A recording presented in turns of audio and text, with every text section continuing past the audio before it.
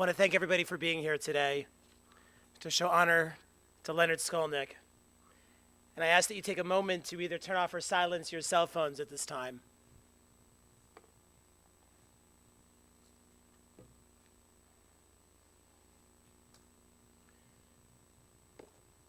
At the beginning of the Torah, the Bible, we read that God creates man by taking dust from the earth and breathing into that dust an nishmat chayim, a living soul. That all human beings are composed of a physical body and a living soul. And then at the end of our days, our soul and our body separates once again.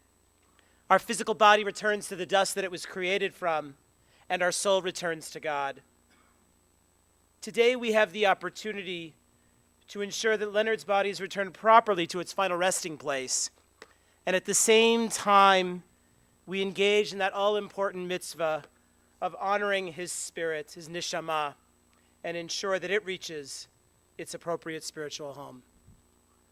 I'll begin with a chapter of Psalm 23 in Hebrew and English.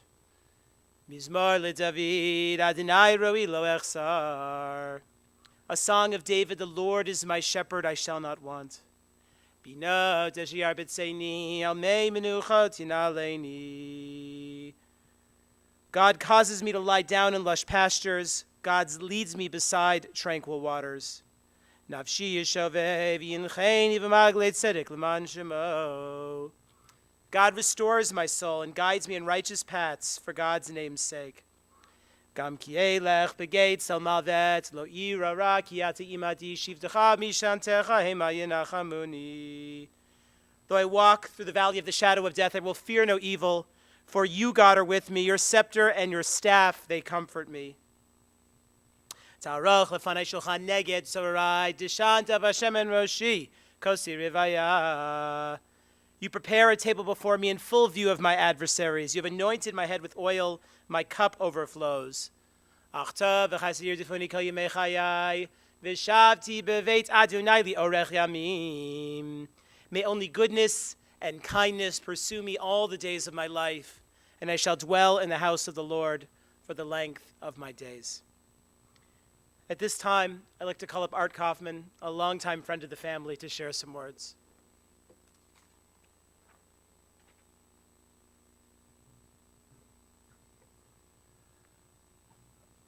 I have known the Skolnik family for just short of 60 years now. As some of you may know, because I've spoken at these so many times recently, I lost my mom when I was young, and the Skolniks kind of took me in. I lived right up the street from them, and Mrs. Skolnik and the rest of the family was just wonderful to me. I'd like to just share a few reminiscences of Dr. Skolnik. I have many of them, but probably the strongest one that I have is that for about the first 10 years I knew Dr. Skolnik, he scared the living crap out of me.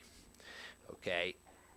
I remember one time when we were sitting down to a Shabbos dinner, Joel suddenly thought it would be just a hilarious idea if he pulled the chair out from under Dr. Skolnik as he was sitting down.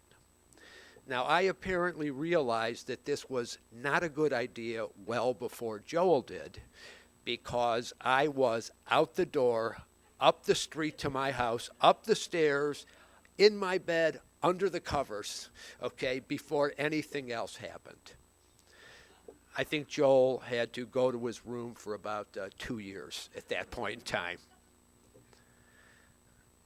They talk about in a good marriage the yin and the yang. And I think perfectly that Leonard and Evelyn were the yin and the yang. Because as sometimes grumpy as Dr. Skolnik was, Evelyn was sweet. And I remember Joel and I were tossing around the football once, and we tossed it through the picture window of their living room. Now, you might picture this and think that two guys were outside throwing the football around and somehow it just went through the window. But actually what happened is we threw the football from the living room out, okay? And as you might understand from the physics, it's a lot easier to do that way. And I remember Mrs. Skolnik coming in the room and seeing this, and she said, "Oh, boys, how could you do that?" It was like we dropped a glass in the kitchen. That's how she reacted. And I always thought about what would have happened if it was Dr. Skolnik who came first. I think we would have gone to prison. I think that's what would have, for sure. But I can tell you that at least after the first 10 years of knowing him, Dr. Skolnik was a wonderful man, a principled man, a man of commitment to his family, to Judaism, to Zionism, and to science. He was a wonderful man, and he will be missed. Thank you, Art. At this time, I'd like to call up Leonard's granddaughter to share some words.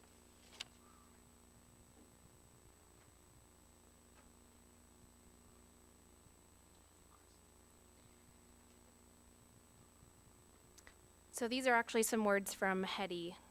She said, "Dear, kind, tough, and caring Uncle Leonard, I spent so many summers with the Skolniks. Uncle Len taught me not to be afraid of the coming thunderstorms at the lake house. Count the seconds between the lightning and the thunder, and you will know how far the storm is." That was many years ago, just one of the lessons.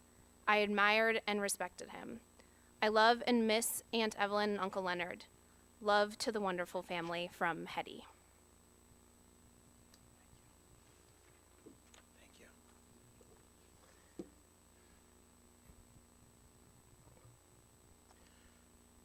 Leonard was born to parents Louis and Fanny here in Cleveland. He was the younger of two children. His father was an architect, and a successful one at that. It's clear that Leonard inherited his father's analytical thinking and a gift for understanding how things can be taken apart and put back together again. He went to East Tech for high school and then went on to attend Ohio State for his bachelor's degree. Now, anyone who knew Leonard could see that he was highly intelligent, but more importantly, he loved learning and greatly prioritized the importance of education. He had an incredible curiosity that would stay with him throughout his entire life. He would go on to get a master's degree and a doctorate in chemical engineering. He worked for many years in industry, many years at B.F. Goodrich. He did research on tire cords and rubber adhesion. As a fellow engineer, I always felt a special bond with Leonard. Though I only worked in engineering for a couple of years before entering the rabbinate, Leonard was, in my mind, the consummate engineer. He was smart, methodical, careful, analytical, and once he set his mind to a problem, he would not rest until he found a solution. He loved to read. He loved puzzles. He loved working his mind. He loved Sudoku and anything that would give him a good challenge. He liked being around smart people. He had his Thursday lunch group with former professors and scientists and people that could really engage each other in a stimulating way.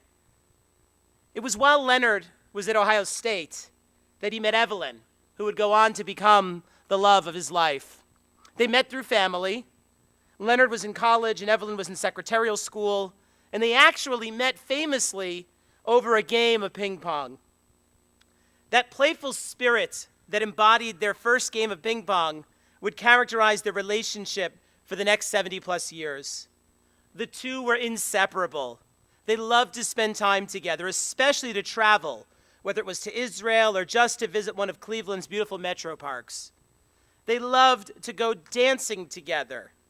They were always a team. And you could see that when they were with each other. The light in their eyes, their smiles was always present. I know that they shared a great love for each other.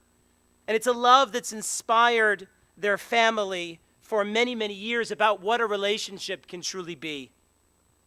The last couple of years have not been easy for Leonard since Evelyn passed away. But I know the family takes comfort in the fact that Leonard and Evelyn's neshamot, their souls, are now together forever. Leonard had grown up with strong Zionist values and an enduring connection to Judaism. He and Evelyn made many trips to Israel and were incredible supporters of the labor Zionist movement in the Histadrut. They even spent 6 months on a kibbutz together in their later years as a fulfillment of their Zionist values. Leonard and Evelyn were also active members of our synagogue for more than 50 years. The shul was both their community and even their extended family. Their involvement with the synagogue originally began through a study group taught by Rabbi Jacob Muskin that met in different people's homes. They both loved to learn together and with others, and I can tell you personally that we will miss him very much at our synagogue. Everyone who knew Leonard also knew that he was very strong-minded, perhaps even a little stubborn at times. He wanted that things were done right, which usually meant that they were done his way. In this, he was well matched with Evelyn, who had an independent spirit. She would ask Leonard what he wanted, but in the end, she would do what she thought was best. Leonard's most incredible achievement was not his intellect or his degrees or his work in industry. It was his family. He was their patriarch in the best sense of the word. He raised 3 wonderful children. He worked hard to provide for all of them. He made sure they understood the importance of education. He was humble. He was funny with his wry sense of humor, always willing to share one of his famous one-liners at a family gathering. He had his own unique sense of fashion, always dressed with a sports coat and a bow tie. He was very close with his children and his grandchildren, only wanting what was best for them. Over 10 years ago, he and Evelyn moved in with his son Joel and his wife Rosa, and they really became immersed in their families' lives in so many wonderful ways, being around them day in and day out. For example, as you can imagine, Leonard even had an opinion about the wedding dress that his granddaughter should wear at her wedding, and he actually helped her pick out the right one. In his later years, Leonard became more concerned about his legacy. He wanted to make sure that his past, his history had been well documented and that it could be passed down to the younger generations. In Judaism, one of the most important things that we can do before we die is pass on a legacy to our loved ones, our children, and our grandchildren. And in fact, the Torah reading that we're going to read tomorrow morning in Shul, Parshat Vayechi, it actually describes what happens at the end of life, ideally. It describes Yaakov, Jacob, right before he dies in the land of Egypt, and how he gathers all his children together and even his grandchildren to offer each one of them a bracha, a blessing. The ultimate legacy you see that we give to the ones we love is not pictures or physical mementos, but the moral and spiritual lessons that we impart to them. Our legacy is ultimately the way we live our life, the models that we demonstrate to them. In Leonard's case, his legacy is quite clear. He prioritized education, intellectual curiosity. He demonstrated what it means to create a truly loving marital partnership for almost 7 decades. He had a great love for Israel, the state of Israel, the land of Israel, and especially for the Jewish people. And most importantly, he loved his family. He cherished every one of you. These are the lessons that he passes on. These are the legacy that he passes on. These are the brachot that he passes on to all those who knew him. And it's these brachot, this legacy, that we must cherish. As we say goodbye to Leonard today, I know that his family wants to thank him for all of the support and dedication that he gave them, for providing for them, for raising wonderful children, for being a very loving grandfather, for embracing his daughters and his son-in-law, and making them feel fully part of the family, for always helping out wherever he was needed. May Leonard Skolnik's soul forever be bound up in the bonds of eternal life. Yehi zichro baruch. and may his memory forever be a blessing. At this time, I ask that you please rise as I recite Kemle Rachamim, the memorial prayer.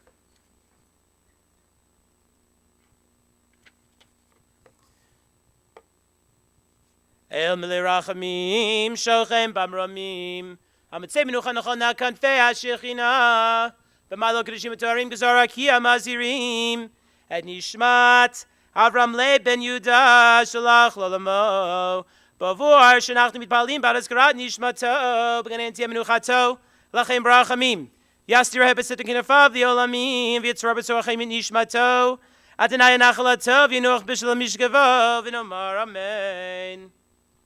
God, full of compassion, who dwells on high, grant proper rest on the sheltering wings of your presence in the loftiest levels of the holy and pure, which shine as the brightness of the firmament, to the soul of Leonard Skolnik, who has gone to his world and for whose memory we pray. May his rest be in paradise. May the Master of Compassion bring him under the cover of God's wings and bind his soul in the bonds of life. May the Lord be his heritage. May his resting place forever be in peace. And let us say, Amen. In just a few minutes, we'll continue on with the burial at Mount Olive Cemetery. The family will be sitting Shiva at the home of Joel and Rosa from today up until 4 o'clock. I want to again and ask that we remain standing as the pallbearers come forward so that we can show one final act of kavod, one final act of respect for Leonard, for which he so truly deserves.